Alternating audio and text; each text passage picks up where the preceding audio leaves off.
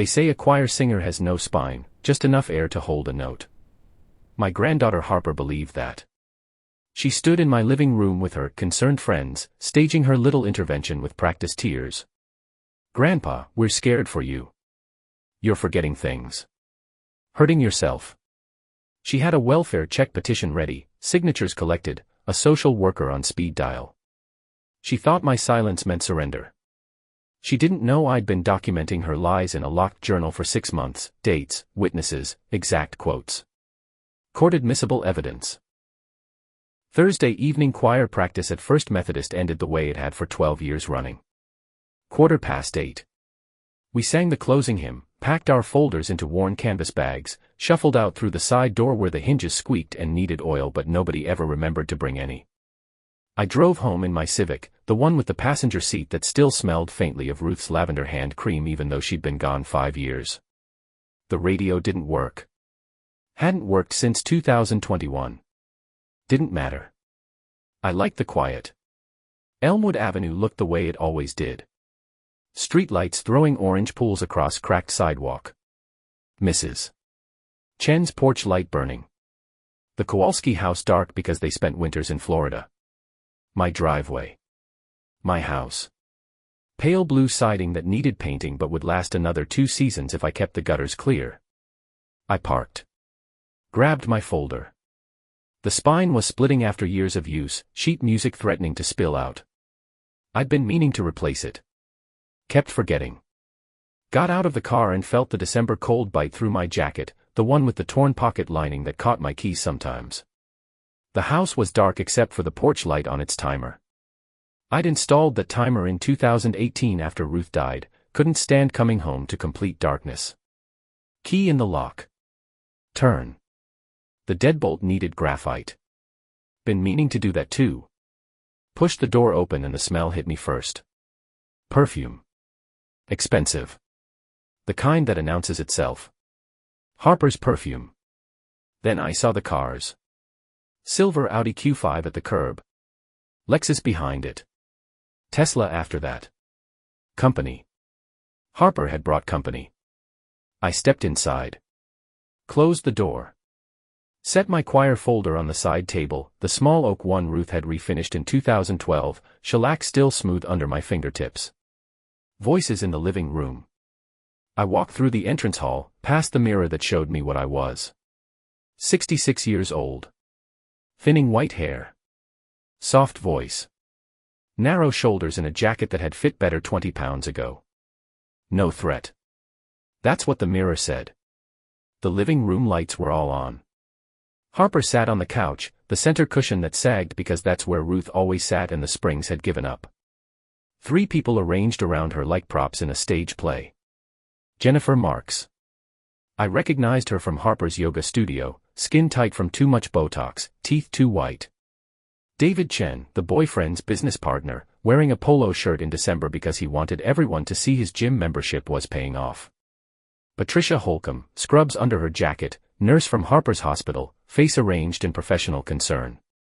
Harper stood when I entered. "Grandpa." Her voice carried practiced worry, the kind you rehearse. "We need to talk. We're worried about you." I set my keys in the ceramic dish by the lamp. The dish had a chip on one side from when I dropped it carrying groceries in 2019. Worried about what? Not a question. A statement. Jennifer leaned forward, hands clasped like she was praying. "Byron, you left your stove on last Tuesday." Harper found it burning when she stopped by. The lie landed clean. I hadn't used the stove Tuesday. Eaten leftover chicken salad straight from the Tupperware container, the one with the cracked lid. But I didn't say that. Just looked at Jennifer's face, at the way her expression was arranged. Memorized it. "And you fell in the bathroom," David added. Voice smooth. "Probably practiced this part." Harper saw the bruise on your arm. The bruise was from moving boxes in the garage. Old Christmas decorations Ruth had insisted we keep. I'd told Harper that exact thing when she'd asked 3 days ago. She'd nodded. Said she understood. Now it was evidence of failing balance. I felt something tighten in my chest. Not panic. Calculation. The gears turning. Patricia spoke with clinical authority, the kind they teach in nursing school. Memory issues, balance problems, living alone at your age, these are serious concerns, Byron. We care about you. Harper pulled a manila folder from her purse. The purse was new. Coach brand. Probably cost $400. She'd borrowed $300 from me 2 months ago for car repairs. Set the folder on the coffee table. Opened it. Forms inside. Official looking. Highlighted sections. Sticky flags marking signature lines. I've arranged for a county welfare evaluation. Just a precaution. They'll assess your situation and make sure you're safe. I picked up the folder. The paper was heavy. Quality stock. Someone had paid for premium printing. My hands didn't shake. I made sure they didn't.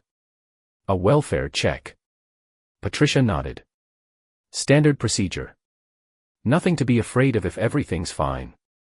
I flipped through the pages. Petition for Adult Protective Services investigation. The words swam slightly in the lamplight, but I could read them fine. My eyes were good. Still 20/20 with reading glasses from the drugstore. Preliminary capacity assessment request. Statement of concerned family member.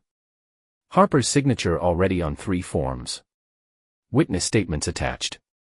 Jennifer, David, Patricia. All swearing they'd observed concerning behavior. Specific incidents. Dates. Times. Tuesday, December 10th. Stove left burning. Friday, December 13th. Confusion about medication schedule. Sunday, December 15th. Forgot his own address when asked. None of it true. All of it documented. Official. The tightness in my chest spread to my throat. Not fear. Recognition. This wasn't concern. This was a play. Scripted. Rehearsed. Witnesses secured. Legal paperwork prepared. Harper had built a case. Harper watched me with eyes that weren't quite hers anymore. When had they changed? I just need you to sign the consent forms. Then we can get you the help you need. Help. I looked at my granddaughter. 29 years old. Ruth and I had raised her after Sarah died. My daughter. Harper's mother. Car accident in 2004. Harper had been 11. Crying every night for 6 months. Ruth holding her. Me making breakfast every morning, packing lunches, driving her to school. We'd paid for her nursing degree. $42,000 over 4 years. Co-signed her first apartment lease when her credit wasn't established. Given her $10,000 for the security deposit and first month's rent. She'd hugged me. Called me the best grandfather in the world. Last month she'd asked to borrow $15,000 for a medical equipment investment opportunity. Said it was guaranteed returns. I'd said no. First time I'd ever said no to her. 2 weeks later these concerns about my competency started. I closed the folder. Set it on the coffee table. The wood was scarred where Harper had set a hot mug down without a coaster in 2023. Left a ring. I'll think about it. Harper's smile tightened at the edges. Practiced concern cracking slightly. Grandpa, this isn't optional. The county can proceed with or without your cooperation. I'm trying to do this the easy way. The easy way.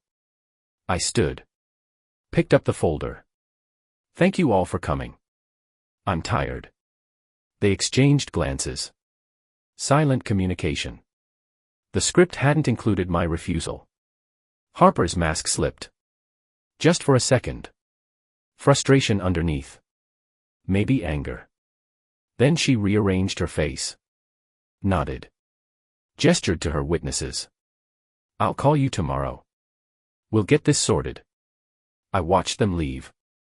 Harper's heels clicking on the hardwood. Jennifer's perfume trailing behind her. David's cologne mixing with it, creating something cloying. Patricia lingered at the door. Handed me her business card. Heavy stock. Embossed lettering. If you need someone to talk about this situation, call me. Professional confidentiality. After the door closed, I stood in the entrance hall listening to engines start. The Audi pulled away first. Smooth and quiet. The Lexus followed. The Tesla last, that electric whine. I walked to the door. Turned the deadbolt. Checked it twice. Walked through the living room, turning off lights Harper had left burning. Electricity wasn't free. Into my study. The room smelled like old paper and lemon furniture polish. Ruth's photograph on the bookshelf. Her at 62, laughing at something I'd said. 3 months before the diagnosis. I pulled the filing cabinet away from the wall. Metal scraping on hardwood. The sound loud in the quiet house. Behind it sat my safe. Century X055. Fireproof. Rated for 1 hour at 1700 degrees Fahrenheit. I'd bought it in 2020 after Ruth died, needed somewhere secure for the important papers. Combination lock. Right 4 times. Left 3 times. Right twice. The mechanism clicked. I opened the door. Inside sat a journal. Blue cloth cover. 5 inches by 7 inches. 240 pages. I'd bought it at the drugstore 6 months ago. $4.99. Spiral binding. College ruled. Nothing special. Pulled it out. Opened to the first entry. August 3, 2025. My handwriting. Still steady. Harper asked to borrow $15,000 for medical equipment investment. I declined. She said, "You're being selfish with money you can't take with you." 2:47 in the afternoon. Kitchen. No witnesses. I'd started documenting that day. Something in her voice. In the way she'd looked at me. Not like her grandmother's husband who'd raised her. Like an obstacle. I flipped through pages. 53 entries. Every conversation with Harper where she'd mentioned my age. My forgetfulness that didn't exist. My decline she was inventing. Every request for money followed by subtle threats. September 12. Harper visited, claimed I'd forgotten our lunch appointment. No appointment existed.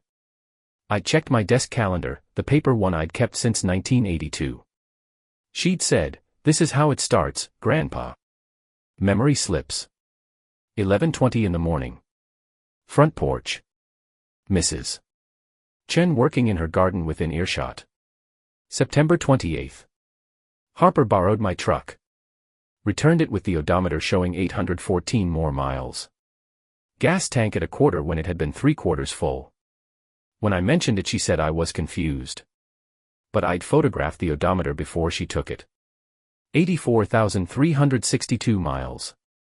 3/4 tank. After she returned it. 85,176 miles. Quarter tank. Photos saved. Backed up. Timestamped. October 15th. Harper asked again about the 15,000. I declined again. She said, "At your age, cognitive decline can happen fast. You might need someone to manage your finances soon." 3:15 in the afternoon. Phone call. Recorded on my call recorder, the one I'd bought at Radio Shack before they went out of business. Single-party consent legal in North Carolina. Every entry included date, time, location, witnesses when present, exact quotes when I could remember them. Supporting evidence when available. Photographs. Recordings. Bank statements showing cash withdrawals Harper claimed were for my groceries. $300 weekly. I didn't eat $300 of groceries. Ate modestly. Soup. Sandwiches. Chicken when it was on sale. I closed the journal. Held it in my hands. The cover was already wearing at the corners from being opened and closed. Paper softening. For 12 years I'd sung bass in the church choir. Before that I'd worked 41 years at Hopewell Manufacturing. Quality control inspector. My job was finding defects in precision parts. Micrometers. Calipers. Tolerance specifications. Measuring. Documenting. Reporting. I knew how to build an evidence file. For 6 months I'd tolerated Harper's escalating exploitation because I'd wanted to believe I was wrong. She was my granddaughter. Ruth and I had raised her after Sarah died. Harper had been 11 years old. Traumatized. Grieving. We'd given her stability. Love. A home. I'd wanted to believe that love meant something to her. But tonight's performance. The staged intervention. The rehearsed witnesses. The pre-prepared legal forms. That was the final measurement. The tolerance exceeded. The specification violated. The part failed inspection. Ruth's voice in my memory, clear as if she was standing beside me. When someone shows you who they are, believe them. I opened my laptop. 5-year-old Dell. Screen had a dead pixel in the upper right corner. Keyboard missing the rubber foot on the J key.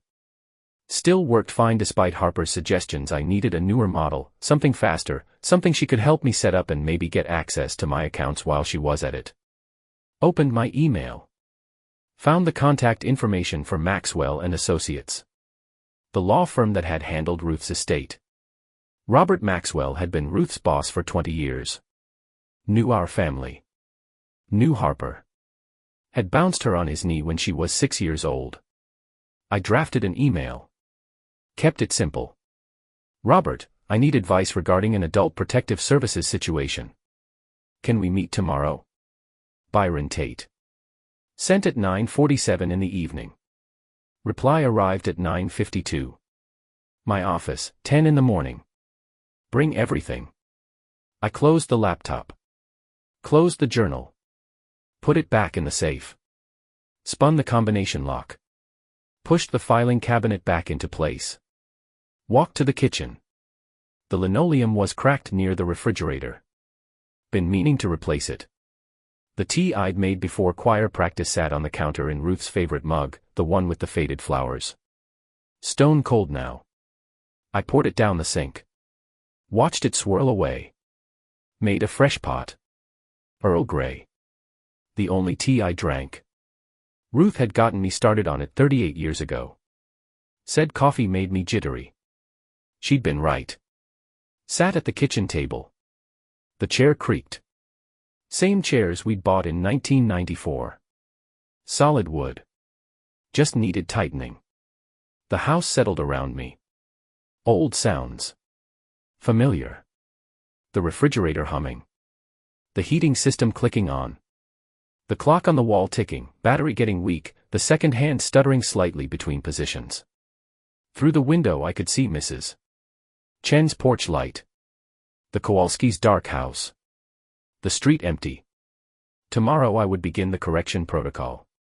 Tonight I sat in my kitchen drinking tea Ruth had introduced me to, in the house we'd paid off together, surrounded by the sounds of a life built carefully over decades. Harper thought she could dismantle it with lies and legal paperwork. She thought my silence meant weakness. She'd forgotten what I did for 41 years. Finding defects. Documenting failures. Recommending disposal. She was about to learn that quality control inspectors don't retire.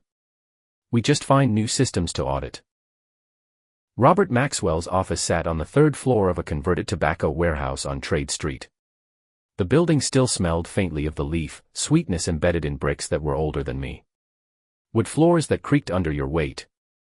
Exposed brick walls painted white but the mortar crumbling in places. Law books lined shelves that ran floor to ceiling, actual books with cracked spines and margin notes, not the digital databases younger lawyers used. Robert was 71. Silver hair he kept short. Sharp eyes behind wireframe glasses he'd worn since the 90s. Charcoal suit that had been expensive 20 years ago, maintained carefully, pressed sharp. He'd been Ruth's boss for 2 decades at Crawford and Associates before they both retired. Came to our house for Christmas dinner every year. Knew Harper since she was a child. Had given her a savings bond for her high school graduation. $50. She'd never cashed it. Probably forgot about it. I arrived at 10 in the morning. Knocked on the frosted glass door with his name stenciled in black letters. He opened it himself. No receptionist. He downsized after his wife died. Just him now. Office. Small kitchen. Bathroom. Byron. He shook my hand. Grip still firm. Come in. The office was warm. Radiator hissing in the corner. I unwrapped my scarf, the wool one Ruth had knitted in 2017. Unzipped my jacket. Sat in the leather chair across from his desk. The leather was cracked. Duct tape on one arm where the stuffing had started coming out. Robert settled behind his desk. Oak. Scarred. Coffee ring stains no amount of polish could remove. You said Adult Protective Services. Harper. I nodded. Reached into my canvas bag. Pulled out the journal. Set it on his desk. He looked at it. Didn't touch it yet. How long? 6 months. She know you've been documenting? No. He picked up the journal. Opened to the first page. Started reading. I watched his face. The way his jaw tightened. The way his eyes moved faster as he understood what he was seeing. He read for 40 minutes. Didn't speak. Occasionally made notes on a yellow legal pad, the kind with narrow rules and a red margin line. When he finished, he set the journal down carefully. Removed his glasses. Rubbed the bridge of his nose. Byron, this is elder abuse. Financial exploitation with intent to establish conservatorship. If Harper succeeds in getting you declared incompetent, she gains control of your assets. The house. Savings. Everything. I know. My voice came out flat. Factual. Robert leaned back. His chair squeaked. You want to file charges? I want to let her finish. He went still. Explain. Right now she's committed to paperwork and accusations. Revocable.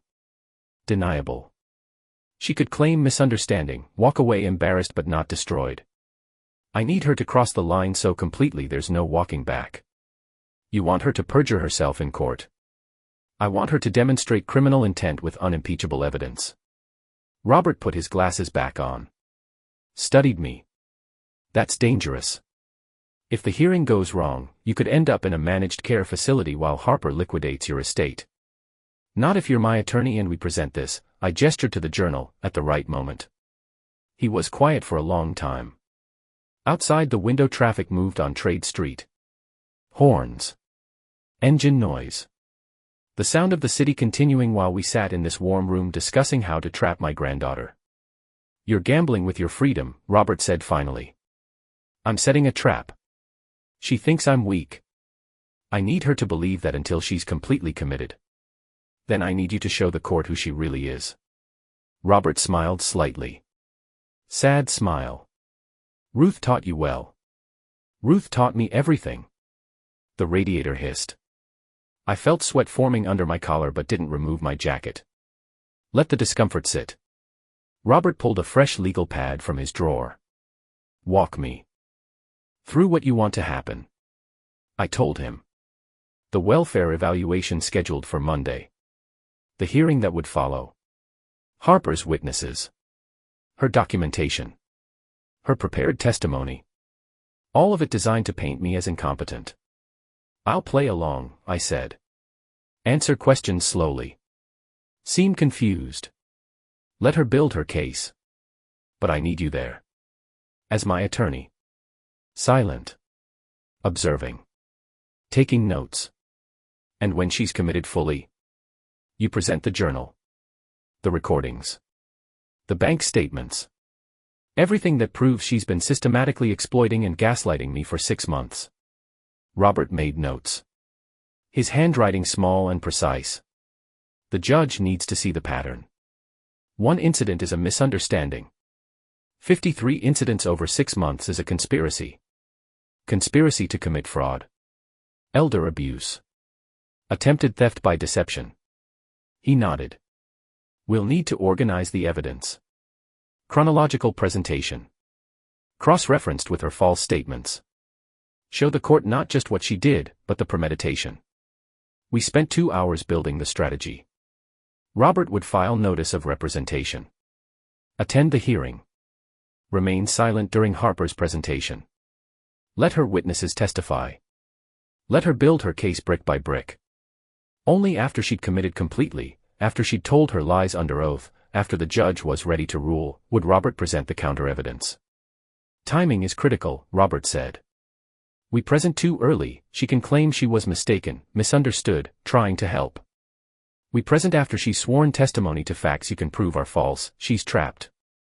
How long do we have? Welfare evaluation on Monday.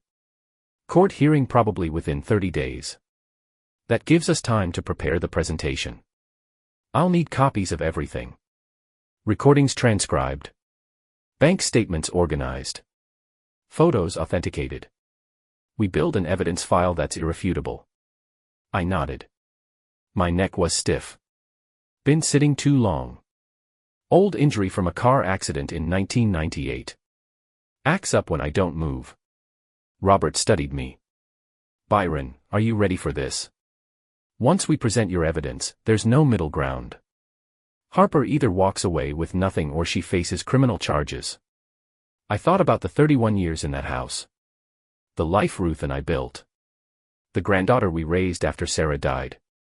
The trust I'd given freely because family was supposed to mean something.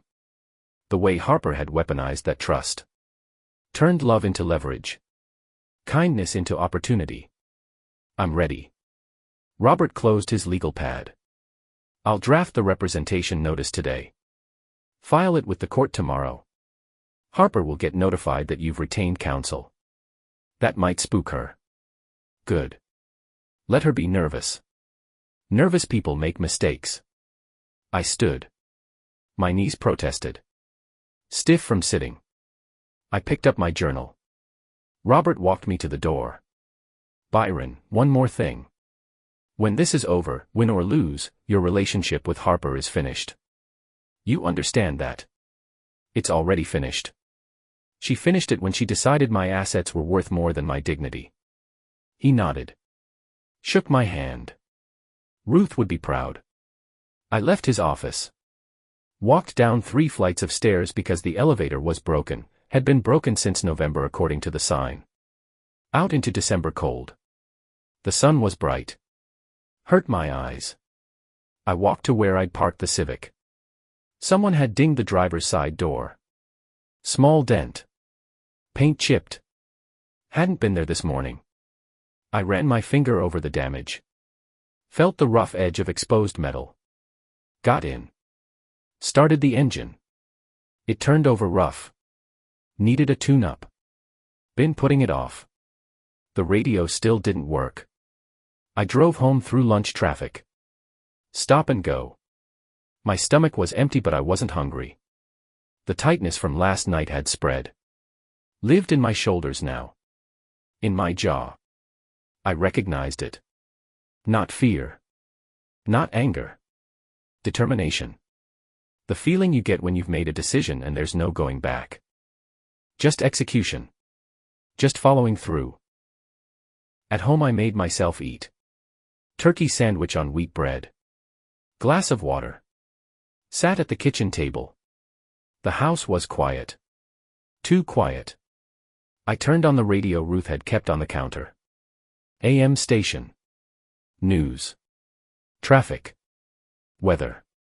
Background noise. After eating I went to my study. Pulled out the safe again. Journal. 3 recording devices. Digital camera. Stack of bank statements. Folder of photographs. Spread it all across my desk. Started organizing. Robert needed copies. Needed transcripts. Needed authentication. I worked methodically. Scanned documents using the printer/scanner Harper had given me for Christmas 3 years ago. Said I needed to go digital. I'd thanked her. Used it maybe 5 times. Now it was earning its keep. Each recording got transcribed. I typed slowly. 2-finger method. Took 3 hours to transcribe 4 conversations. My back ached. Eyes tired from staring at the screen. But I kept going. Each bank statement got highlighted. Harper's name on the memo line. Groceries she'd written. $300. Again. Again. Again. 26 times over 6 months. $7,800 total. I'd kept my own grocery receipts. Actually bought food for $40 to $60 weekly. The math was simple. Harper had stolen roughly $6,500 claiming it was for my care. Photographs got organized chronologically. Truck odometer. Gas gauge. Before and after. Timestamps visible. Each photo got labeled. Printed. Added to the evidence file. By 4 in the afternoon my desk looked like a crime scene investigation. Papers everywhere. Highlighted sections. Post-it notes. Cross-references. Evidence chain documented. My phone rang. Harper. I stared at the screen. Let it ring 4 times. Answered. Hello. Made my voice uncertain. Grandpa, how are you feeling today? Her voice was warm. Concerned. Performance continuing. I'm okay. I wanted to apologize for last night. I know it was overwhelming. All those people. I should have talked to you privately first. It's all right. The social worker called. Sandra Berkowitz. She's coming Monday at 10 to do your evaluation. Will you be home? I'll be home. Good. Grandpa, I want you to know I'm doing this because I love you. I'm scared of what might happen if you're alone and something goes wrong. I looked at the evidence spread across my desk. At the journal documenting her lies. At the bank statements showing her theft. I know, Harper. Okay. I'll see you Monday. And Grandpa. Try not to worry.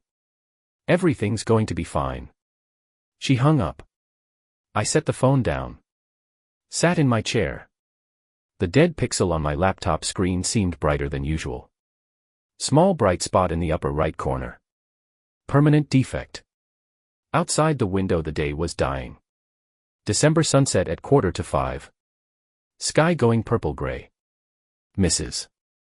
Chen's porch light came on automatically. Timer set. Same as mine. I thought about Ruth. About the way she used to sit at this desk balancing our checkbook. Physical checkbook. Register she kept in her handwriting. Every transaction recorded. Every balance reconciled to the penny. She'd been a paralegal for 37 years. Learned early that documentation was power.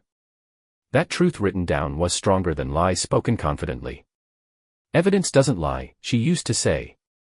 People lie. Evidence just is. Harper thought she could build a case against me with false witnesses and manufactured concerns. But she'd forgotten who raised her. Who taught her to keep records. To document everything. To trust paper more than promises. She'd learned those lessons. Then decided they didn't apply to her. I gathered the evidence. Stacked it neatly. Each category bundled with binder clips. Journal copies. Recording transcripts. Bank statements. Photographs. Put it all in a manila envelope. 9 by 12. Heavy stock. Wrote Robert's name on the front. Tomorrow I'd deliver it. Give him time to build the presentation. To organize the attack. Because that's what it was. An attack. Not revenge. Not punishment. Correction.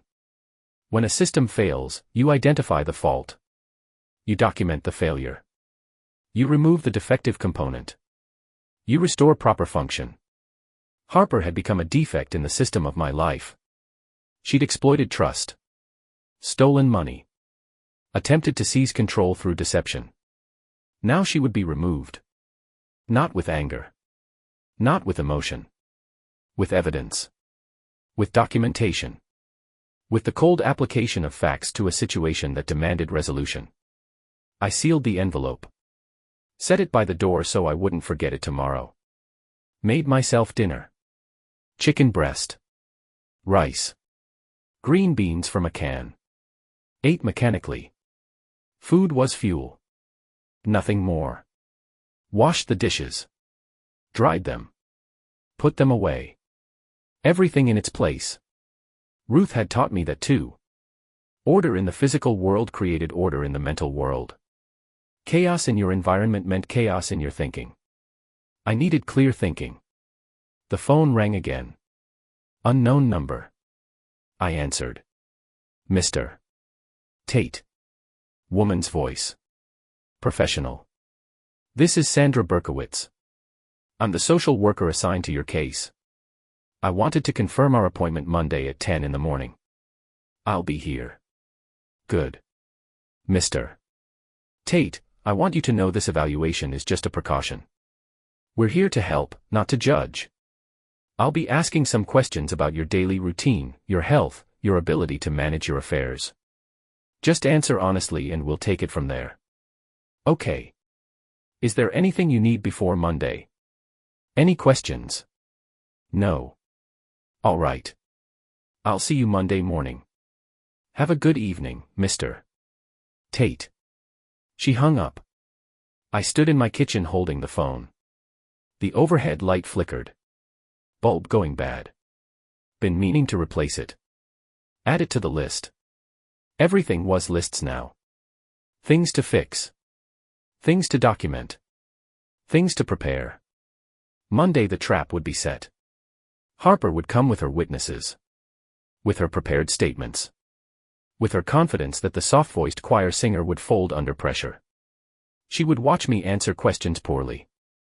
Watch me seem confused. Watch the social worker make notes about my apparent decline. She would think she was winning.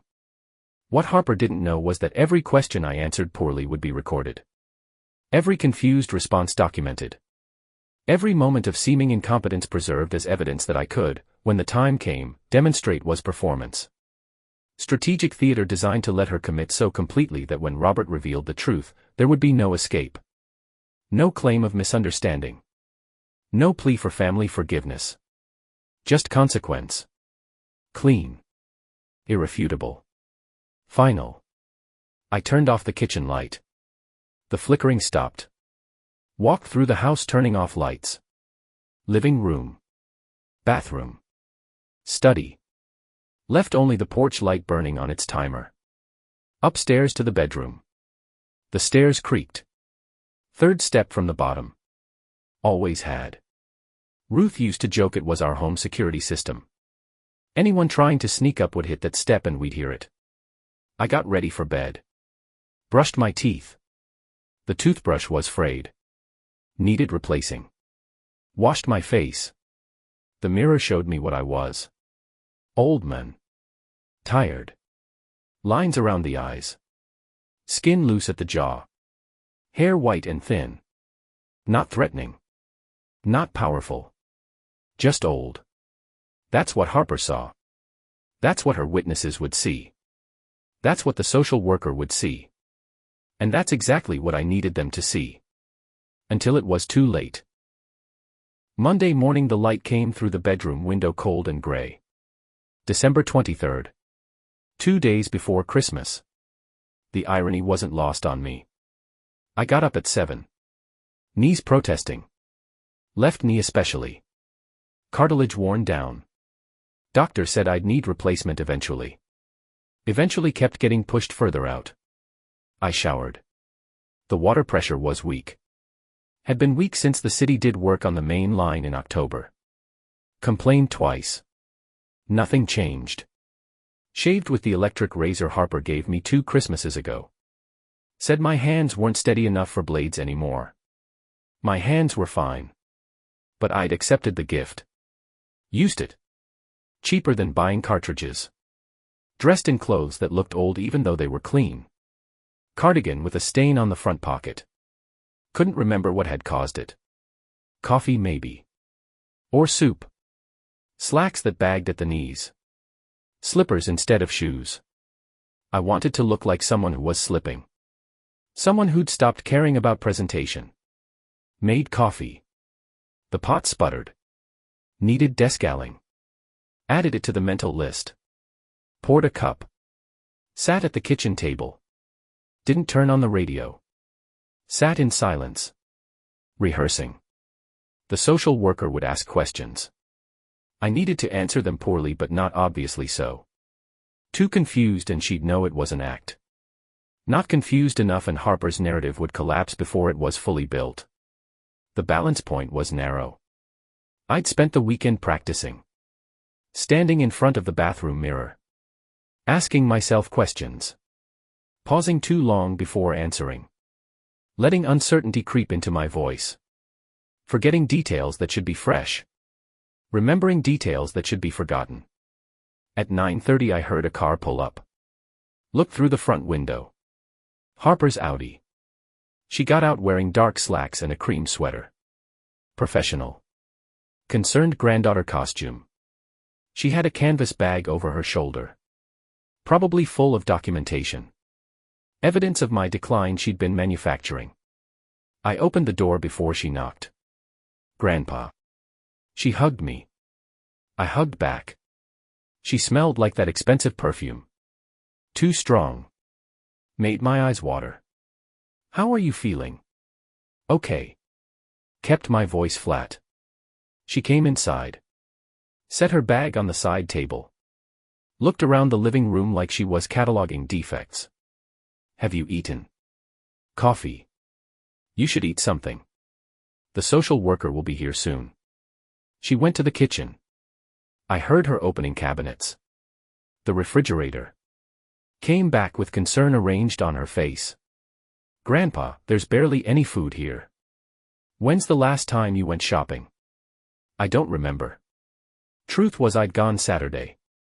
Bought enough for the week. But I'd hidden most of it in the basement. Left only milk going sour and bread going stale in obvious places. Harper sighed. Pulled out her phone. Made notes. Documenting the empty refrigerator. Evidence of self-neglect. At 10 exactly another car pulled up. Silver Honda sedan. Sandra Berkowitz got out carrying a tablet and a leather portfolio. 40s. Professional clothes. Sensible shoes. Face that had learned not to show reaction. Harper opened the door before Sandra could knock. Sandra, thank you for coming. I'm Harper, we spoke on the phone. They shook hands. Sandra came inside. Looked at me. Extended her hand. I shook it. Her grip was firm. Testing me maybe. Looking for tremor. My hand was steady. I made it less steady. Let it waver slightly when I pulled back. Mr. Tate, I'm Sandra Berkowitz from Mecklenburg County Adult Protective Services. I'm here to do a preliminary assessment of your living situation. This is informal, just a conversation. You can stop at any time if you're uncomfortable. Okay. I sat in Ruth's chair. The one with the sagging cushion. Sandra sat on the couch. Pulled out her tablet. Harper stood by the fireplace. Observing. Sandra smiled. Professional warmth. Mr. Tate, can you tell me what today's date is? I paused. Let the pause stretch. Monday. What's the date? The number. Another pause. December. What day of December? I looked at Harper. She looked back. Concern performance fully activated. I'm not sure. Truth was I knew exactly. December 23, 2025. But I let uncertainty show. Sandra made notes on her tablet. That's okay. Can you tell me who the president is? Trump. Got that one right. Couldn't fake not knowing that. Too obvious. Good. And where do we live? What city? Charlotte. What state? I paused again. Too long. North Carolina. Sandra nodded. Kept her face neutral. Mr. Tate, Harper tells me you've had some falls recently. Can you tell me about that? I fell. Where did you fall? Bathroom maybe. Or the garage. I don't remember. Harper interjected. Voice soft. Helpful. It was the bathroom, Grandpa. Last week. You bruised your arm. I looked at my arm.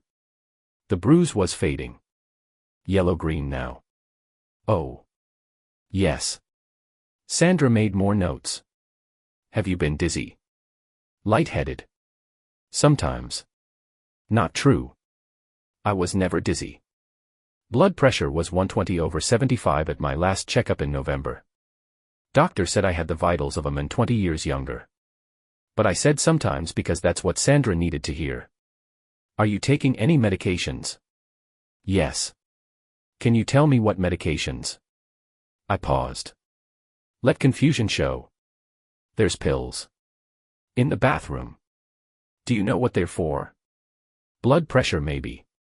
Or cholesterol. Harper spoke up again. He takes lisinopril for blood pressure and a statin for cholesterol. But he forgets sometimes. I found pills in the weekly organizer that should have been taken days ago. Sandra looked at me. Do you forget to take your medications? I try to remember. Sandra stood. Can I see your medication organizer? I led her to the bathroom. Slow shuffle. Like my knees hurt more than they did. The bathroom was clean, but I'd left soap scum in the shower. Toothpaste dried on the sink. Small signs of neglect. The weekly pill organizer sat on the counter. I deliberately left Monday's compartment full. Today's pills. Untaken. Sandra picked it up. Examined it. Made notes. Mr. Tate, today is Monday. Why haven't you taken today's pills? I forgot. She photographed the organizer with her tablet. Do you cook for yourself? Sometimes. When's the last time you cooked a meal? Yesterday maybe. Lie. I'd made chicken and rice last night. But I said maybe because certainty wasn't part of the character I was playing. We went back to the living room. Sandra asked more questions. About my daily routine. About managing bills. About whether I drove. I answered each question with calculated incompetence. Not failing. Just struggling. A man who was slipping but not gone. After 40 minutes, Sandra closed her tablet. Mr. Tate, thank you for your time. I'm going to recommend a full competency evaluation with the court. That will involve a more thorough assessment by a clinical psychologist. You'll receive notice about when that's scheduled. Harper touched my shoulder. Is that necessary? Playing her part. Reluctant to push but accepting the professional recommendation. Based on what I've observed today, yes. Mr. Tate shows signs of memory impairment, difficulty with time orientation, and self-care neglect. A full evaluation will help us determine what level of support he needs. Sandra left. Harper walked her to the door. They spoke in low voices on the porch. I couldn't hear the words, but I could see Harper's body language. Worried. Grateful. Resigned to doing what's necessary. When Sandra drove away, Harper came back inside. Closed the door. Her face changed. The concern mask dropped. What replaced it was satisfaction. That went well. Her voice different now. Flatter. More businesslike. I said nothing. Just sat in Ruth's chair. The court hearing should be scheduled within a few weeks. After Christmas probably. Grandpa. I need you to understand this is for the best. You're not safe living alone anymore. Where will I go? My voice small. Defeated. There's a wonderful facility in Asheville. Memory care unit. I've already toured it. Private rooms. Activities. Medical staff on site 24/7. You'll be taken care of. How much? Don't worry about that. We'll sell the house. The equity will cover your care for years. I looked around the living room. 31 years of my life in this house. Ruth's furniture. Our photographs on the walls. The rug we'd bought at an estate sale in 2003. You're going to sell my house. It's too much for you to maintain. And honestly, Grandpa, you'll be better off somewhere with supervision. This house is just trapping you in the past. Trapping me in the past. I felt something cold settle in my chest. Not anger. Clarity. This wasn't concern. This was demolition. She was erasing the life Ruth and I built and calling it care. Harper's phone buzzed. She checked it. I have to go. Work in an hour. Will you be okay here? I'll be okay. She kissed my forehead. Like I was a child. I'll call you later. And Grandpa. Try to eat something. You're losing weight. After she left, I sat in the quiet house. Listened to it settle. The refrigerator humming. The heating system clicking. The clock on the wall ticking with its weak battery. Then I stood. Walked to my study. Pulled out the recording device I'd hidden in my cardigan pocket. Small digital voice recorder. Bought it 3 years ago to record choir practice when I missed a session. Sony brand. 2 gigabytes of storage. Battery lasted 12 hours. I'd turned it on before Harper arrived. Let it run through the entire evaluation. Sandra's questions. My answers. Harper's interjections. The conversation after Sandra left where Harper discussed selling my house. All of it recorded. All of it preserved. I connected the recorder to my laptop. Transferred the file. Saved it with the date and description. December 23rd evaluation. Backed it up to the cloud storage Harper had set up for me 2 years ago. Said I needed to protect important files. She didn't know I was using her own system to document her betrayal. I added notes to my journal. Page 94 now. Sandra Berkowitz home visit. I performed cognitive impairment as planned. Harper's exact words after Sandra left, "We'll sell the house. The equity will cover your care for years." No mention of asking my permission. No discussion of alternatives. Just "we'll sell." Like it was already decided. At 2 in the afternoon Harper called. "Grandpa, I forgot to ask. Do you have your financial documents organized? Bank statements, insurance policies, the deed to the house. I'm going to need those for the court proceedings. They're in my filing cabinet." "Okay. I'm going to come by tomorrow and get copies. We need to have everything ready for when the court appoints me conservator." When? Not if. She'd already moved past doubt. Already certain she'd won. All right. And Grandpa. Don't mention any of this to people at church. I don't want everyone gossiping about our family business. Don't tell anyone. Isolate me. Cut off potential allies. Standard abuser playbook. Ruth had shown me articles about elder abuse when she was still alive. How it worked. The patterns. The tactics. Isolating the victim. Controlling information. Creating dependency. Harper was following the script perfectly. I won't tell anyone. Good. I'll see you tomorrow around 11. She hung up. I looked at my phone. At the call log showing Harper's number. Opened my email. Sent a message to Robert Maxwell. Welfare evaluation complete. Social worker recommending court assessment. Harper discussing asset liquidation. Recording attached. She's coming tomorrow at 11 to photograph financial documents. Need your guidance. His reply came in 10 minutes.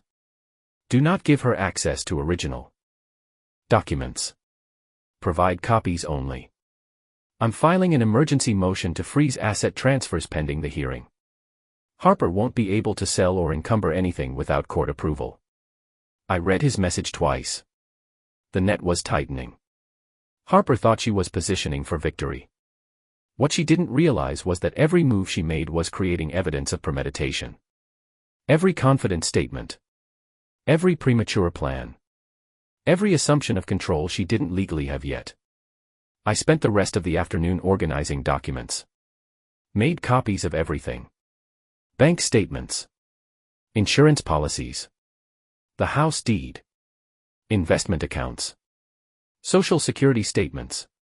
Everything Harper had asked for. Put the originals in the safe.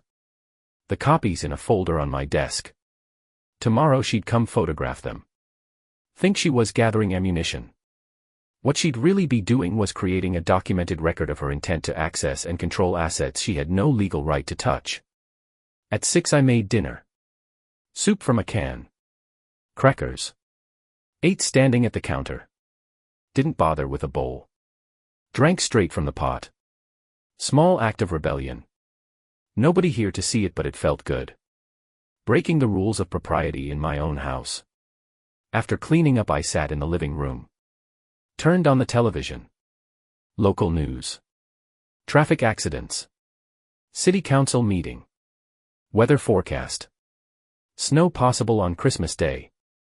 White Christmas. Ruth had loved white Christmases. We'd had 3 in our 31 years of marriage. She'd make hot chocolate and we'd sit by the window watching the snow fall. Those memories felt far away now. Like they'd happened to different people. Maybe they had.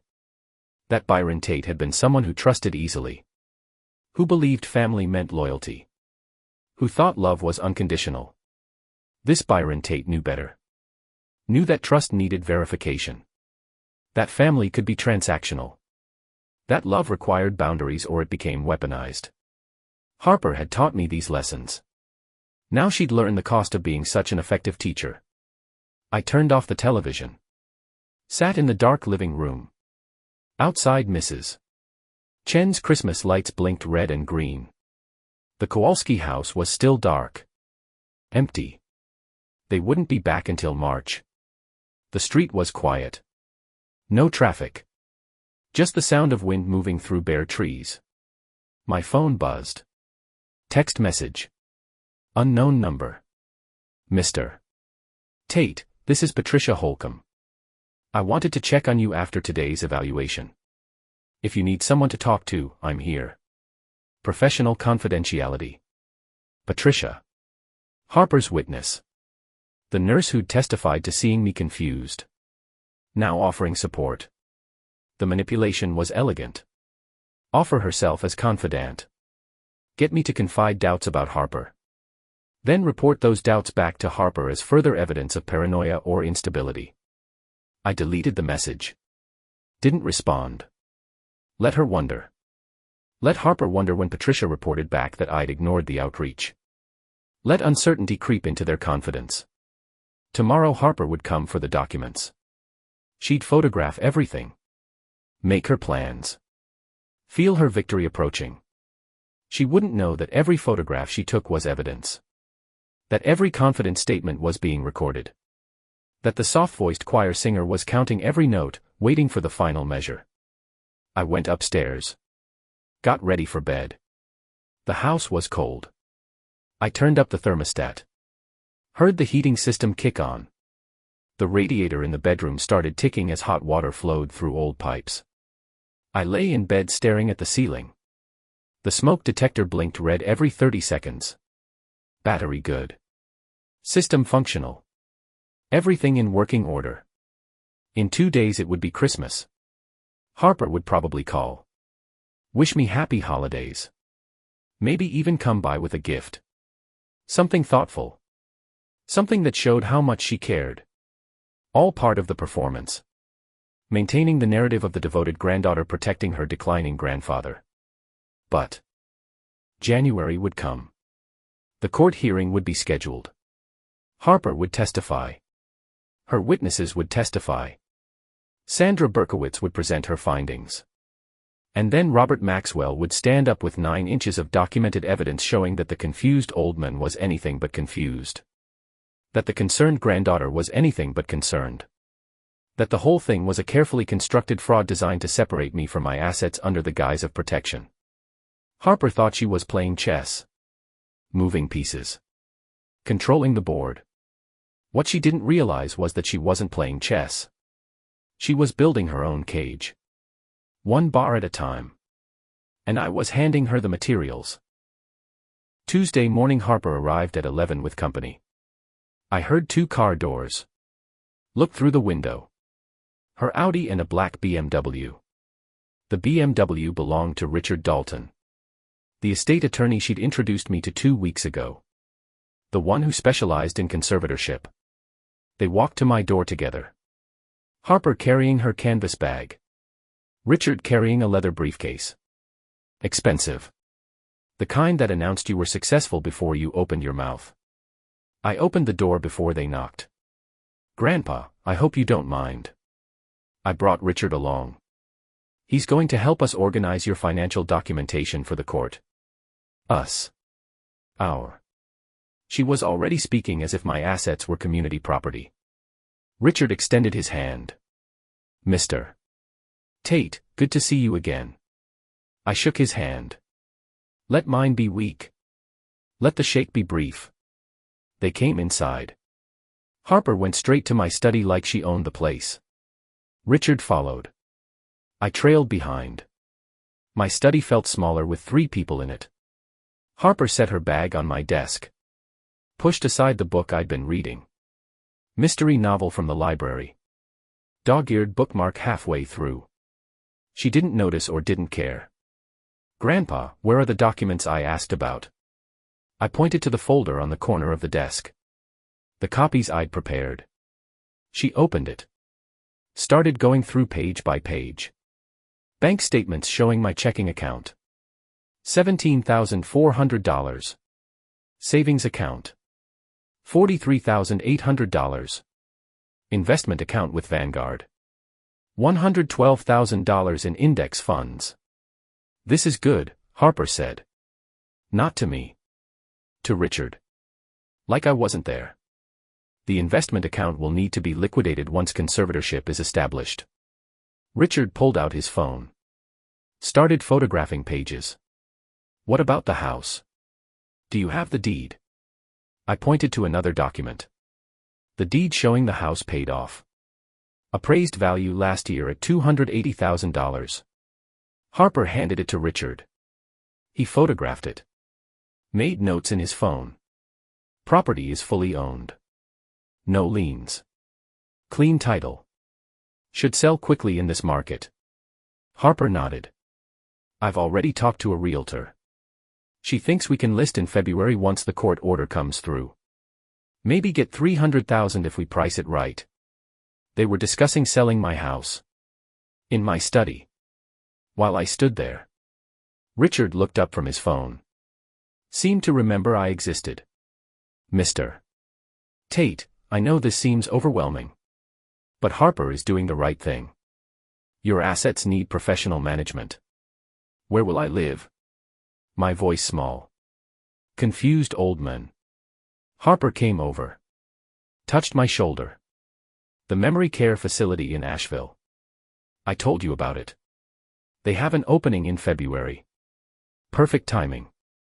How much does it cost? $7,000 a month. But don't worry. Between your pension and Social Security, that's about $3,000 covered. The rest comes from your savings. And once we sell the house, you'll have enough for years of care. Richard was doing math on his phone.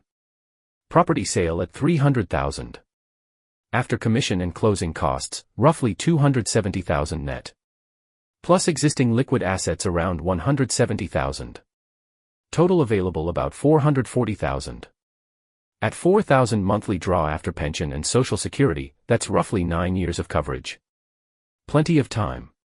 9 years of coverage. They were calculating how long my money would last. Not how long I'd live. How long my assets would fund their plan. Harper pulled out her own phone. Started photographing documents. Bank statements. Investment summaries. Insurance policies. The deed. My Social Security card I'd left in the folder. Everything. I'm making copies for our records, she said. Not asking permission. Informing me. Richard checked his watch. Expensive. Rolex maybe. Or Tag Heuer. The kind that cost more than most people's monthly rent. I have a meeting. At 1. We should wrap up. Harper nodded. Gathered the documents back into the folder. Grandpa, I'm taking these copies. We need them for the court filing. Okay. She looked around the study. At the bookshelf full of Ruth's paralegal textbooks. At the filing cabinet. At the safe I'd pushed back behind the cabinet. Do you have anything else? Safety deposit box. Other accounts. No. Lie. I had a small savings account at a credit union Ruth and I had opened in 1997. $5,000. Emergency fund. Harper didn't know about it because I'd never mentioned it. Sometimes the best security was silence. Okay. She didn't believe me but didn't push. We'll do a complete asset search once conservatorship is established. Make sure nothing falls through the cracks. Richard closed his briefcase. Stood. Mr. Tate, the court hearing should be scheduled in January. Probably mid-month. You'll receive notice. My advice is to cooperate fully. The judge will see that Harper has your best interests at heart. Your best interests. My jaw was tight. I relaxed it consciously. Kept my face neutral. They left. I walked them to the door. Harper hugged me. I'll call you later. And Grandpa. Try to have a nice Christmas. I know this is stressful but everything's going to work out. She got in her Audi. Richard got in his BMW. They sat there for a minute. Talking. I could see their mouths moving but couldn't hear the words. Then they drove away. I closed the door. Locked it. Walked to my study.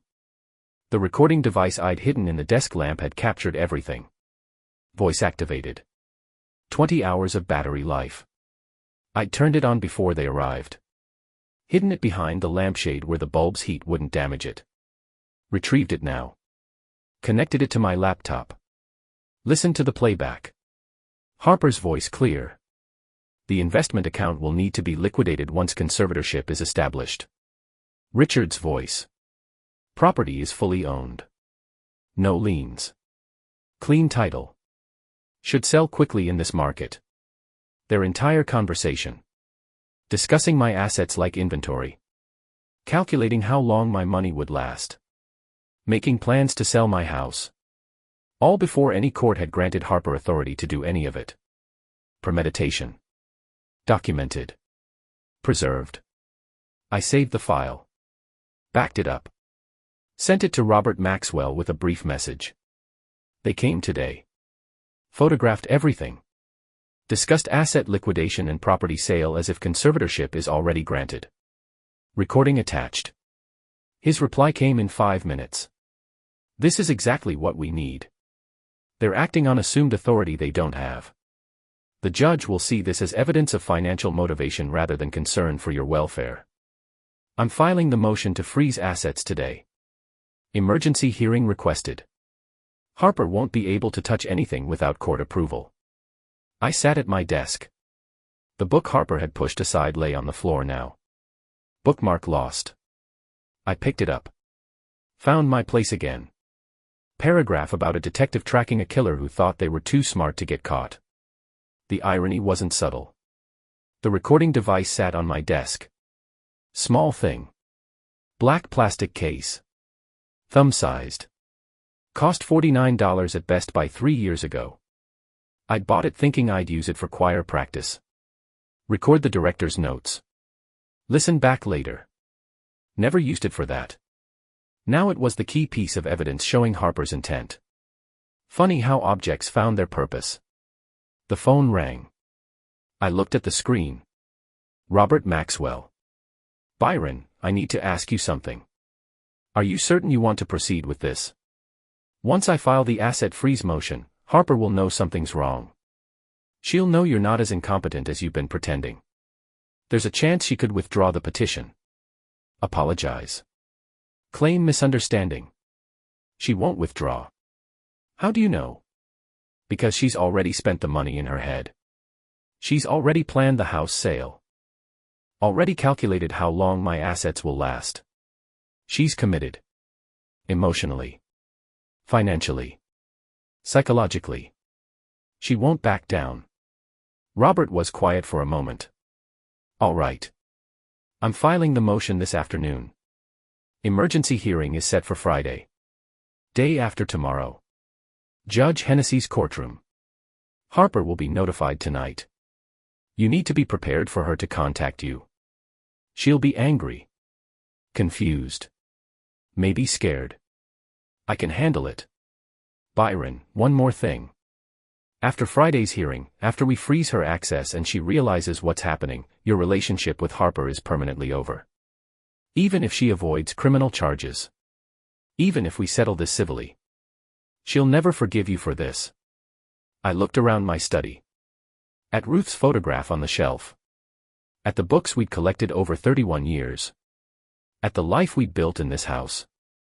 Harper had already decided to erase all of it. Already planned to sell the house. Pack up the memories. Warehouse the furniture. Put me in a facility in Asheville where I'd be convenient to visit but not close enough to be inconvenient. She'd made her choice. Now I was making mine. The relationship ended when she decided my assets were worth more than my dignity. I'm just making it official. Robert sighed. All right. I'll call you after the hearing Friday. Don't answer calls from Harper tonight unless you're ready for confrontation. We hung up. I sat in the quiet study. My hands were shaking slightly. Not from fear. From adrenaline. From the knowledge that the point of no return had arrived. For 6 months I'd documented Harper's exploitation. For 3 weeks I'd played the role of declining old man. For 2 days I'd let her think victory was certain. Now the trap was closing. Friday the judge would freeze my assets. Harper would receive notification that her grandfather had retained counsel. That her assumed authority was being challenged. That the confused old man was fighting back. She'd call. She'd demand to know what I was doing. Why I was making this difficult. Why I couldn't just accept the help she was offering. And I'd have to decide how much to reveal. How much to hold back. How much rope to give her before the final drop. I stood. My back ached from sitting. Tension living in my shoulders. Walked to the kitchen. Made tea. Earl Grey. Ruth's kettle whistled. High-pitched shriek that hurt my ears. I poured water over the tea bag. Watched it steep. Dark color bleeding into clear water. Transformation. Outside the window the sky was gray. Overcast. The weather forecast had said snow on Christmas. Tomorrow. White Christmas. Ruth would have loved it. I carried my tea to the living room. Sat in her chair. The cushion sagging. Springs tired. But comfortable. Molded to the shape of someone I'd loved for 31 years. My phone buzzed. Text message. Harper. Grandpa, I forgot to wish you Merry Christmas Eve. I'm working tomorrow but I'll call you Christmas morning. Love you. Christmas Eve. I'd forgotten. The date had stopped mattering when Ruth died. Holidays became just days. Marked on calendars but feeling no different from any other. I didn't respond to Harper's text. Let it sit unread. Tomorrow she'd call. Wish me Merry Christmas. Maybe tell me about her plans. Her boyfriend. Her work. All the surface conversation that pretended we were still family. Then tomorrow evening Robert's motion would be filed. Emergency hearing scheduled. Harper would receive notification. Probably late Friday afternoon. Right before the weekend. She'd read it. See that her grandfather had retained Maxwell and Associates. See that an asset freeze was being requested. See that her carefully constructed plan was being challenged. The explosion would come Friday night. Or Saturday. Angry calls. Demanding to know why I was doing this. What I was thinking. Who had put these ideas in my head? Because it couldn't be me. Couldn't be the confused old man who forgot to take his pills and couldn't remember what day it was. Someone must have manipulated me. That would be her narrative. Someone had taken advantage of my confusion. Turned me against my loving granddaughter. She'd play victim. Wounded family member. Trying to help but being thwarted by outsiders. She wouldn't realize that every call she made would be recorded. Every angry word preserved. Every threat documented. The trap was already closed. She just didn't know she was inside it yet. I drank my tea. Tasted like ash. Or maybe that was just my mouth. Dry from breathing shallow. From tension living in my chest. I made myself breathe deeper. Slower. Control the physiology. Control the emotional response. This wasn't personal. This was correction. System failure being addressed. Defective component being removed. Harper had made her choices. Now consequences were arriving. Simple. Mechanical. Inevitable. The clock on the wall ticked. Battery getting weaker. The second hand stuttered between positions. Needed replacement. Add it to the list. Everything was lists. Things to fix. Things to prepare. Things to endure before resolution arrived. Tomorrow was Christmas. Day after tomorrow was the emergency hearing. Then the final court date in January. 3 more weeks. 3 more weeks of performance. Of pretending. Of letting Harper think she still had a chance. Then Robert would stand up in court. Present the journal. The recordings. The bank statements. The photographs. 9 inches of documented evidence showing premeditated elder abuse. And Harper would understand that the soft-voiced choir singer had been counting measures the entire time. I finished my tea. Rinsed the cup. Set it in the dish drainer. Walked through the house turning off lights.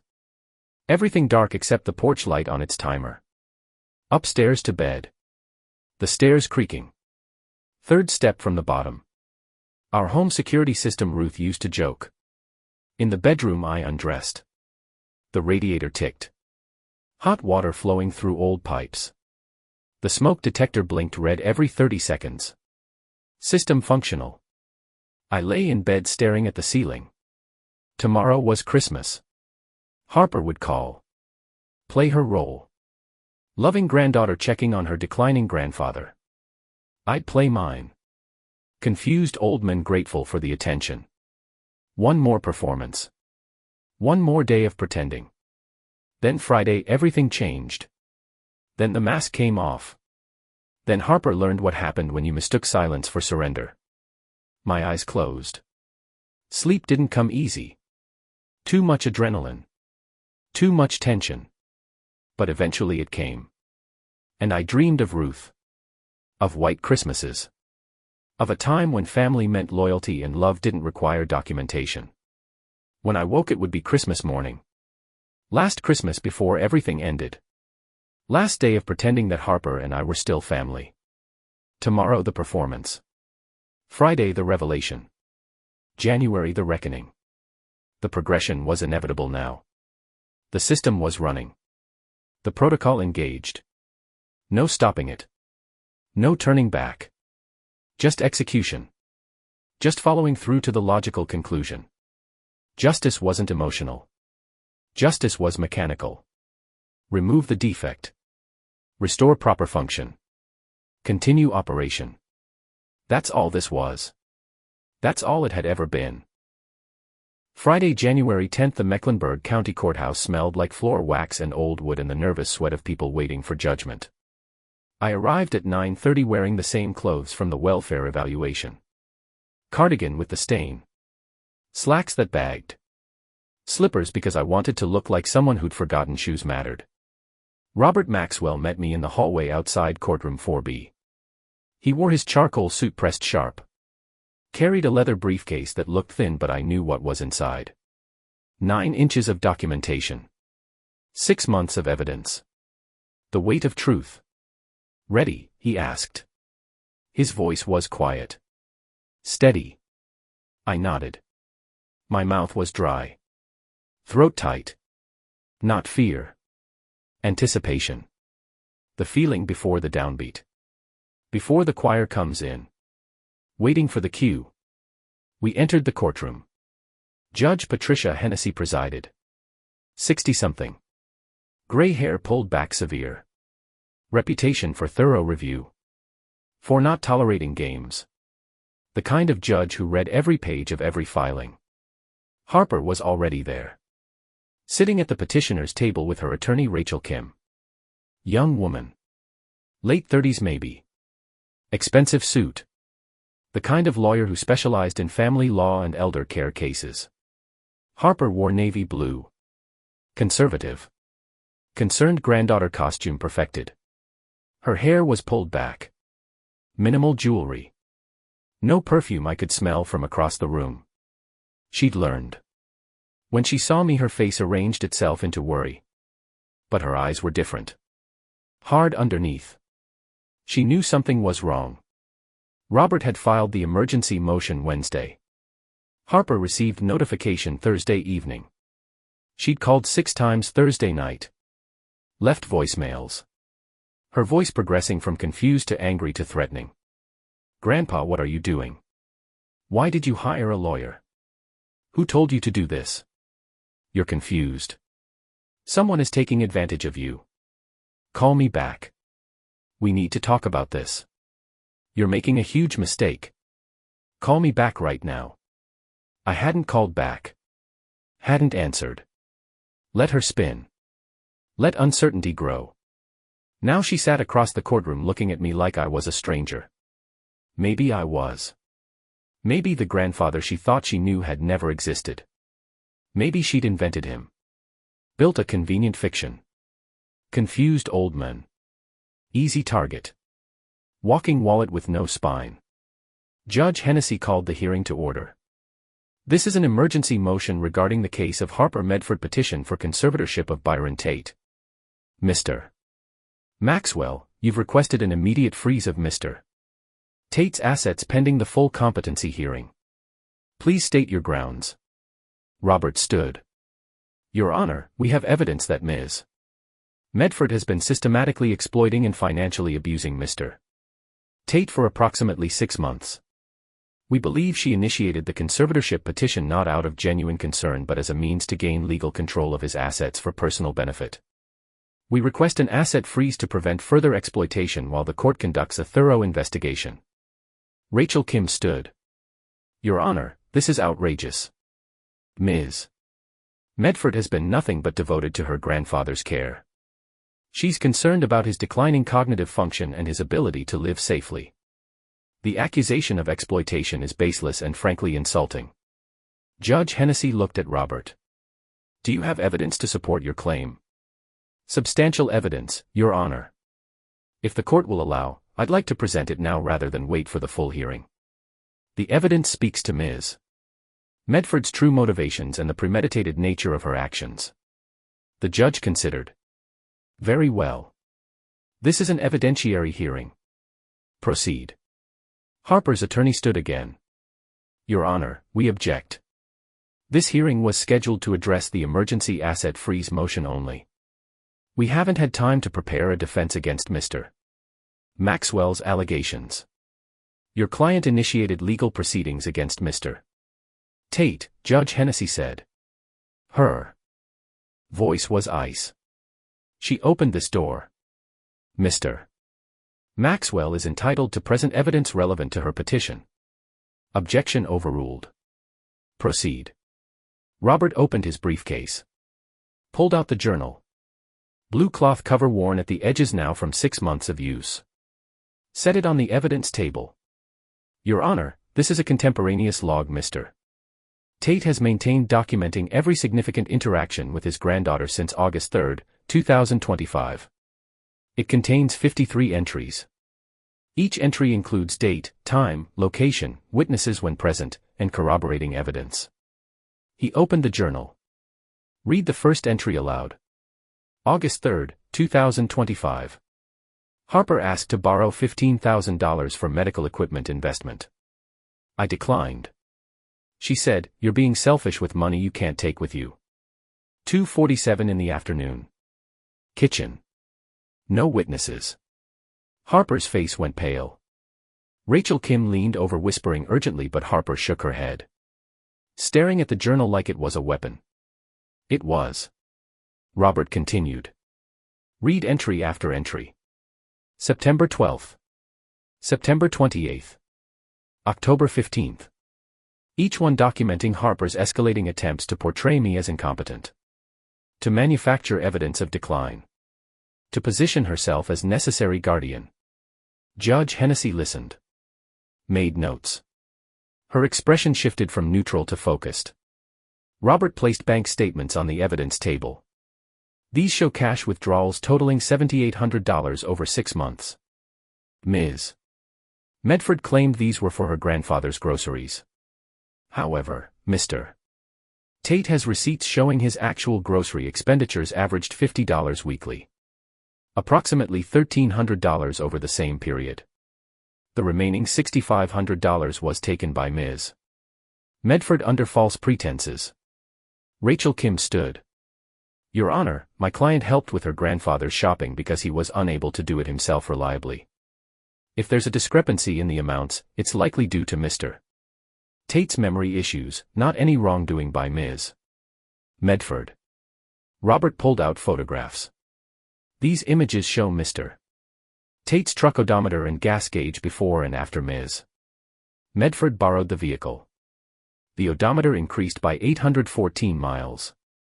The gas tank went from 3/4 full to 1/4. When Mr. Tate mentioned this, Ms. Medford claimed he was confused. The photographs, which are time-stamped, prove otherwise. He laid out more evidence. Transcripts of recorded phone conversations. Harper's voice on the recordings. At your age, cognitive decline can happen fast. You might need someone to manage your finances soon. Another recording. You're not safe living alone anymore. Judge Hennessy held up a hand. Mr. Maxwell, North Carolina is a one-party consent state for recordings. Was Mr. Tate a party to these conversations? He was, Your Honor. He recorded conversations in which he participated, which is fully legal. The judge nodded. Continue. Robert played audio from the welfare evaluation. My voice answering questions with calculated confusion. Then Harper's voice after Sandra Berkowitz left. Clear. Confident. Different. The court hearing should be scheduled within a few weeks. We'll sell the house. The equity will cover your care for years. Judge Hennessy's expression hardened. Ms. Medford was discussing asset liquidation before any court determination of competency. Yes, Your Honor. And it gets worse. Robert played the recording from Tuesday. Harper and Richard Dalton in my study. Their voices discussing my assets like inventory. The investment account will need to be liquidated once conservatorship is established. Property is fully owned. Should sell quickly in this market. We can list in February once the court order comes through. The courtroom was silent except for the playback. Harper's face had gone from pale to gray. She gripped the table edge. Knuckles white. Rachel Kim was scribbling notes frantically. Probably calculating how to salvage this. Probably realizing it couldn't be salvaged. Robert placed one final document on the evidence table. This is a copy of a loan agreement Ms. Medford's estate attorney Richard Dalton has with a private lending firm. He specializes in arranging short-term high-interest loans for clients who want to project affluence they can't afford. We believe Ms. Medford was planning to use her grandfather's assets to repay personal debts incurred in anticipation of gaining control of his estate. Judge Hennessy looked at Harper. Ms. Medford, did you borrow money against assets you didn't own? Rachel Kim stood quickly. Your Honor, my client declines to answer on the advice of counsel. That's her right. The judge turned to Robert. Is there more? Just one thing, Your Honor. Robert gestured to me. I'd like Mr. Tate to testify briefly. To demonstrate his actual cognitive capacity. I stood. Walked to the witness stand. My legs were steady. No shuffle. No hesitation. The bailiff swore me in. I sat. Looked directly at Judge Hennessy. Robert approached. Mr. Tate, can you tell the court today's date? Friday, January 10, 2026. My voice was clear. Strong. Not the wavering uncertain voice from the welfare evaluation. Can you tell the court why you began documenting your interactions with your granddaughter? She asked to borrow $15,000 in August. When I said no, something in her voice changed. She looked at me differently. Like I was an obstacle instead of family. I've worked quality control for 41 years. I know how to recognize when a system is failing. I started documenting because I needed evidence of what was happening. Were you confused during the welfare evaluation? No. I was performing confusion. Ms. Berkowitz needed to see what Harper wanted her to see. I gave her that. But I was never confused about what was happening or why. Why did you wait so long to reveal the truth? I looked at Harper. She was staring at me. Eyes wide. Finally seeing. Because premature intervention would have given her an escape route. She could claim misunderstanding. Apologize. Walk away embarrassed but not accountable. I needed her to commit so completely that when the truth came out, there would be no ambiguity about her intentions. No room for excuses. Just consequences. Robert nodded. No further questions. Rachel Kim declined to cross-examine. What could she ask? Everything I'd said was documented. Recorded. Proven. Judge Hennessy looked at Harper. Ms. Medford, I'm denying your petition for conservatorship. Furthermore, I'm granting Mr. Maxwell's motion for an emergency asset freeze. You are prohibited from accessing, encumbering, or attempting to control any of Mr. Tate's assets. I'm also issuing a restraining order. You are to have no contact with Mr. Tate. You are to remain at least 500 feet from his residence. Violation will result in immediate arrest. Harper stood abruptly. Chair scraping loud against floor. Your Honor, please. I was trying to help him. I love him. He's my grandfather. He raised me. Her voice was breaking. Real tears now. Not performance. Reality crashing in. You exploited him, Judge Hennessy said. Her voice was granite. You manufactured evidence of incompetence. You stole money under false pretenses. You planned to liquidate his assets before you had any legal authority to do so. That's not love, Ms. Medford. That's predation. I'm referring this case to the District Attorney's Office for investigation of elder abuse under North Carolina General Statute 14-32.3. This hearing is concluded. The gavel struck. The sound echoed. Final. Harper turned to me. Mascara running. Face collapsing. Grandpa, please. I didn't mean. I wasn't trying to. Please. The bailiff stepped forward. Ms. Medford, you need to leave. No. Contact means no contact. She looked at Rachel Kim. At Robert. At Judge Hennessy. Looking for someone to fix this. To undo it. To make it not real. But it was real. The evidence was real. The recordings were real. The premeditation was documented and undeniable. Rachel Kim took Harper's arm. Guided her toward the door. Harper looked back once. Our eyes met. I saw the moment it landed. The full weight of understanding. That the soft-voiced choir singer had been counting every measure. That the confused old man had been playing a role. That 6 months of careful documentation had built a cage she'd walked into willingly. That there was no escape. No appeal to family loyalty. No claiming misunderstanding. Just consequence. Clean. Mechanical. Inevitable. The courtroom door closed behind her. I sat in the witness stand. My hands were shaking now. Adrenaline draining. Leaving exhaustion behind. Judge Hennessy looked at me. Mr. Tate, I'm sorry you had to experience this. No one should be exploited by family. Thank you, Your Honor. You're free to go. The restraining order and asset freeze will remain in effect pending the DA's investigation. If charges are filed, you may be called to testify. I nodded. Stood. My knees protested. Stiff from sitting. From tension. Robert met me at the defense table. Packed the evidence back into his briefcase. The journal. The recordings. The bank statements. Everything that had built the case. We walked out together. Into the hallway. Fluorescent lights humming overhead. Other people waiting for their hearings. Other lives being adjudicated. Outside the courthouse the January air was cold and clean. Sky gray but not threatening. Traffic moving on Trade Street. Normal sounds. Normal city. Like nothing had changed. But everything had changed. Robert walked me to my car. How do you feel? I thought about it. Searched for the right word. Tired. He smiled slightly. That's honest. Byron, the DA will probably offer Harper a plea deal. Probation. Restitution. Community service. She'll avoid jail time if she cooperates.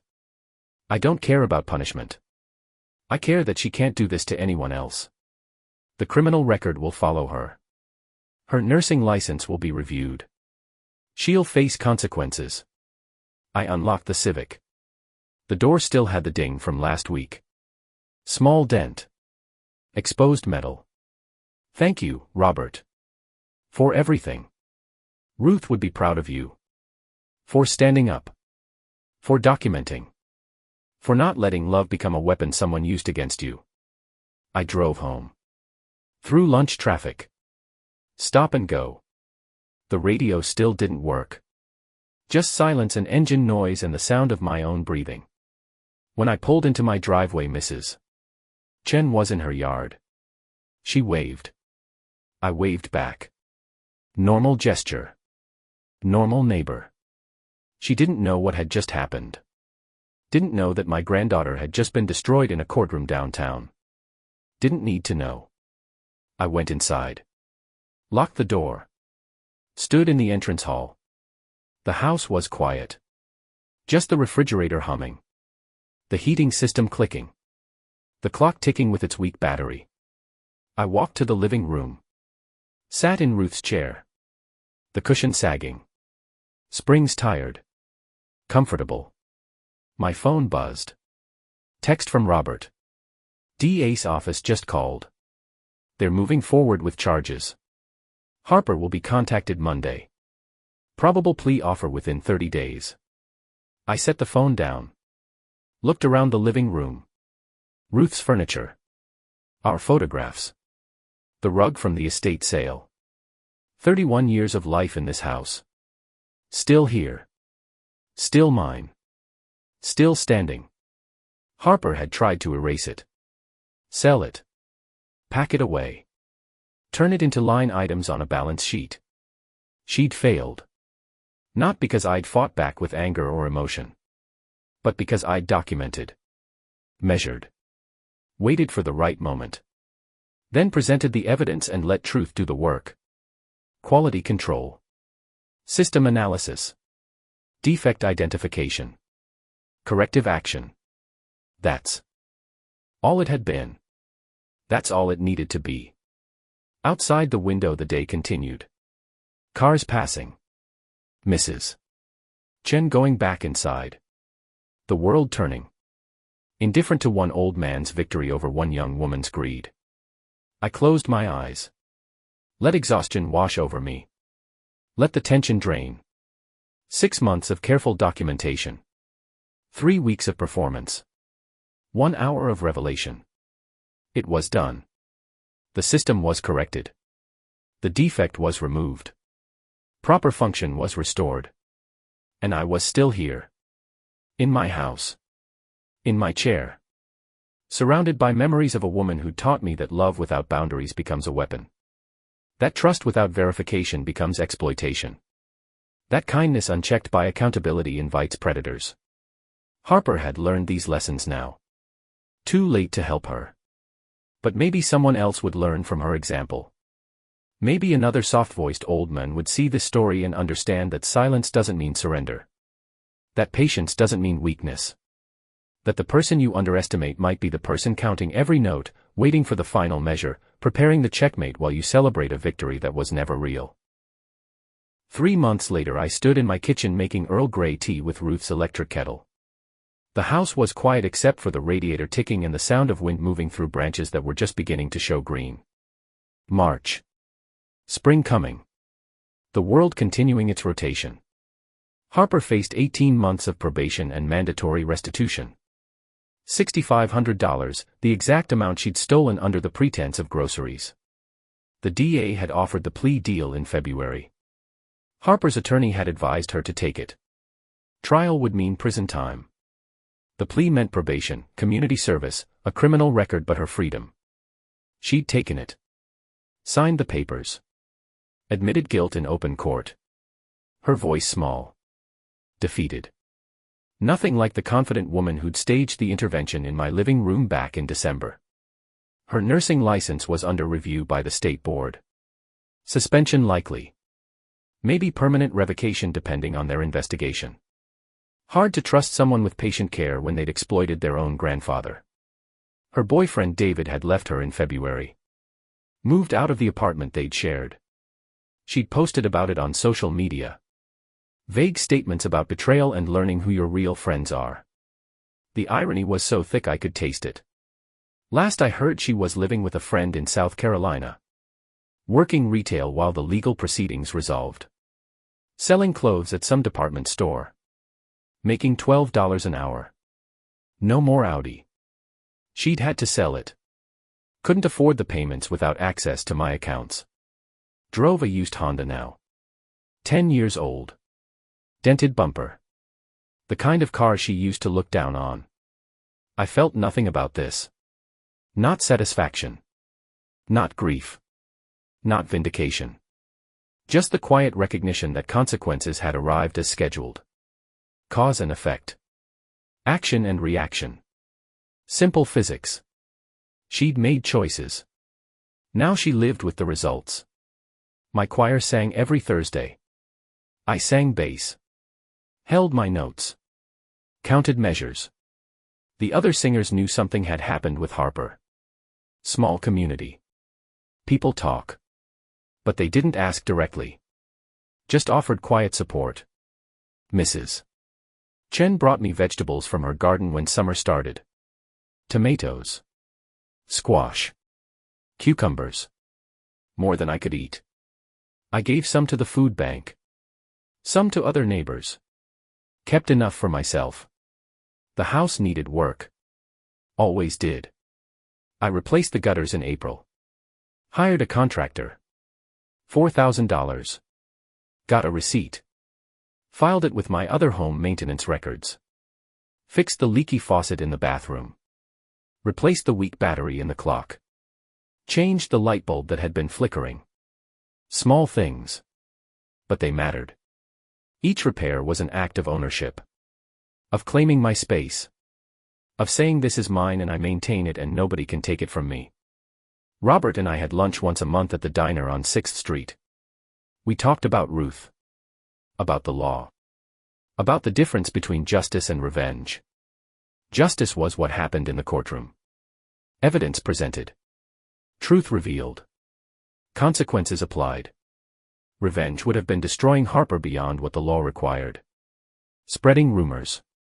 Damaging her reputation more than her actions had already done. Twisting the knife. I hadn't done that. Didn't need to. The facts were damaging enough. The journal sat in my safe. Final entry dated January 10, 2026. Courtroom 4B. Evidence presented. Harper's petition denied. Restraining order issued. Case referred to DA. I didn't need to write in it anymore. The documentation phase was complete. But I kept it. Not as trophy. As reminder. That trust required verification. That love needed boundaries. That family could be transactional if you let it. The recording devices were erased and stored. The bank statements were filed. The photographs were backed up and archived. Everything organized. Everything preserved. Not because I expected to need it again. But because. Documentation was habit now. Part of how I move through the world. Evidence first. Trust second. The Civic still had the ding in the door. Still needed a tune-up. Radio still didn't work. I kept meaning to fix these things. Kept not getting around to it. Maybe because they didn't actually bother me. Maybe because perfection wasn't the goal anymore. Function was enough. The car ran. Got me where I needed to go. That was sufficient. On the refrigerator held by a magnet Ruth had bought in Charleston in 2011 was a new photograph. Me standing in front of the house. Holding my choir folder. Robert had taken it in February after one of our lunches. In the photograph I was smiling slightly. Not because I'd won. Not because Harper had lost. But because I was still here. Because the house was still mine. Because the garden Ruth had planted was showing green shoots. Because spring was coming and I'd survived the winter. I'd learned something Ruth had always known. That silence wasn't weakness. That patience wasn't surrender. That the soft-voiced person in the corner might be the most dangerous person in the room because they were listening, documenting, waiting for the right moment to act. Harper had mistaken my kindness for foolishness. My quietness for helplessness. My age for incompetence. She'd forgotten that I'd worked quality control for 41 years. That my job had been finding defects. Measuring tolerances. Documenting failures. Recommending corrective action. She'd thought she was exploiting a confused old man. What she'd actually done was trigger a quality control inspection. And she'd failed every specification. Thursday evening choir practice ended at 8:15. Same as always. We sang the closing hymn. Packed our folders. Shuffled out through the side door with the squeaky hinges. I drove home through streets I'd known for 40 years. Parked in my driveway. The ding in the door caught streetlight. Small imperfection. Evidence of contact. Proof that things happened and left marks and that was okay. Inside the house was warm. Heating system working. Radiator ticking. Everything functional. I made tea. Sat at the kitchen table. Ruth's chair across from me empty but not lonely. Just empty. A space that had held someone I loved and now held memory instead. That was enough. The clock on the wall ticked steadily. I'd replaced the battery. The second hand moved smoothly now. No stuttering. Time passing at its proper rate. Measured. Documented. Reliable. My phone sat on the table. Silent. No calls from Harper. The restraining order was still in effect. Would be for another 9 months. After that she could contact me if she wanted. I doubted she would. What would she say? Sorry didn't cover it. Explanation wouldn't change it. The relationship was finished. Had been finished the moment she decided my assets were worth more than my dignity. Maybe it had been finished before that. Maybe it had never been what I thought it was. Maybe Harper had always seen me as resource rather than family and I'd just been too willing to believe otherwise. That was okay. I'd learned. Adjusted my understanding. Updated my protocols. Now I knew. Outside the window March darkness settled. Mrs. Chen's porch light came on. The Kowalski house showed lights now. They were back from Florida. Life returning to normal patterns. Seasons cycling. World continuing. I finished my tea. Rinsed the cup. Set it in the dish drainer. Walked through the house turning off lights. Living room. Bathroom. Study. Left only the porch light burning on its timer. Upstairs to bed. The stairs creaking. Third step from the bottom. Home security system Ruth used to joke about. In the bedroom I undressed. The radiator ticked. The smoke detector blinked red every 30 seconds. System functional. All components operating within specification. I lay in bed. The ceiling was familiar. Crack in the plaster running from the light fixture. To the corner. Been there for years. I'd gotten used to it. Stopped seeing it as damage. Just characteristic of the space. Tomorrow was Friday. I'd go to the hardware store. Buy the supplies I needed to fix the faucet in the guest bathroom. The one that dripped at night. Small repair. Simple task. Something I could control. That was enough.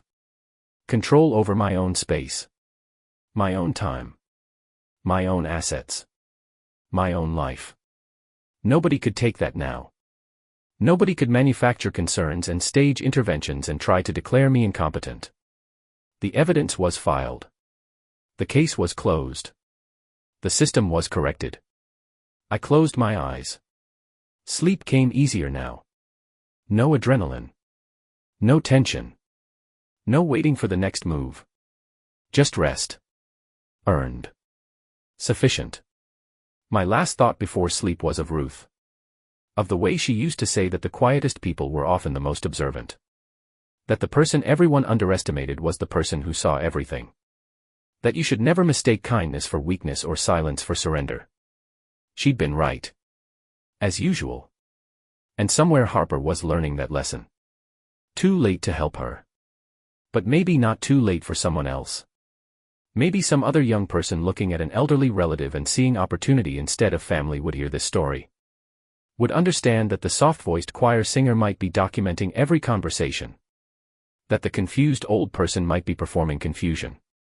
That the person you're exploiting might be building a case so airtight that when it closes around you there's no escape. That would be enough. Not revenge. Not even justice really. Just education. Just consequence. Just the natural result of choices made and actions taken. Harper had chosen exploitation. I'd chosen documentation. Now we both lived in the world those choices created. She in probation and poverty and the wreckage of her reputation. Me in my house with my tea and my choir and my quiet life reclaimed. The system had corrected itself. The defect had been removed. Proper function had been restored. And I was free. Finally. Completely. Irrevocably free. That was worth more than any apology Harper could offer. Worth more than any relationship we might have salvaged. Freedom. Peace. Control. The ability to sit in my kitchen drinking tea without wondering when the next exploitation would come. Without calculating how to protect myself. Without performing confusion or weakness or decline. Just being. Just existing. Just living in the space I'd earned over 66 years. Nobody could take that. Not Harper. Not anyone. I'd made sure of it. With documentation. With patience. With the willingness to let someone dig their own grave and then simply step aside and let them fall into it. That was the lesson. Not that you should be paranoid. Not that you should trust no one. But that trust should be verified. That love should have boundaries. That kindness unchecked by accountability becomes a weapon someone will eventually use against you. I'd learned it late. But I'd learned it thoroughly. And now I lived in the aftermath. In the quiet house. In the freedom I'd fought for. In the knowledge that I'd stood up when it mattered. That I'd used my brain instead of my emotions. That I'd let evidence do the work revenge never could. The smoke detector blinked. The radiator ticked. The house settled around me. Familiar sounds. Safe sounds. Mine. All mine. Forever.